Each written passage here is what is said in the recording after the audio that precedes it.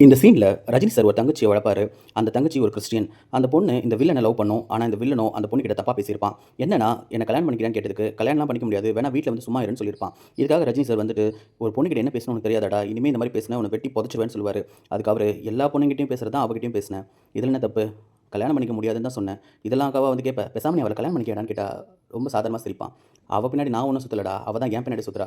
கல்யாணம்லாம் பண்ணிக்க முடியாது. கல்யாணம்ன்றது என் அகராதியில கிடையாது. என்னை சுத்தி 1000 பொண்ணுங்க இருக்கிறாங்க. நான் எதுக்குடா கல்யாணம் பண்ணணும்? நான் சாகுற வரைக்கும் கல்யாணம் பண்ண மாட்டேன். ஆனா, என்னை சுத்தி நெறைய பொண்ணுங்க இருப்பாங்க. அதான்டா என் வாழ்க்கைன்னு சொல்லி திமிரா பேசுவான். ரஜினி சார் ஒண்ணும் பண்ண முடியாம செம்ம கோவத்துல இருப்பாரு. இந்த சீன்ல அவரோட ஆக்டிங்க பார்க்கணும். தங்கச்சிக்காக பேசவும் முடியாம, அவன எதிர்த்து நிக்கவும் முடியாம அவ்ளோ அழகா ஆக்ட் பண்ணியிருப்பாரு. அது மட்டும் இல்லாம ரஜினி சாருக்கு அப்பா பேர் தெரியாது. இதையும் அவன் குத்தி காட்டுற மாரி பேசுவான். என்ன ஒண்ணு நான் நெறைய பொண்ணுங்ககிட்ட பழகுனாலும், அப்பன் பேர் தெரியாத குழந்தைங்கள மட்டும் பெத்துக்க மாட்டேன்னு சொல்லுவாரு. உடனே ரஜினி சாருக்கு கோவம் வந்து சைக்கிள் செயின் எடுப்பாரு. ஆனா, அப்படியே அமைதியா இருந்துருவாரு. இந்த வார்த்தைய வேற யாராவது சொல்லியிருந்தாங்கன்னா, இங்கேயே வெட்டி புதைச்சிருப்பேன். உனக்காக தாம்மா இவன உயிரோட விட்டுட்டு போறேன். நீ வாம்மா போலான்னு சொல்லிட்டு அந்த பொண்ண கூட்டிட்டு அங்கேருந்து போயிடுவாரு.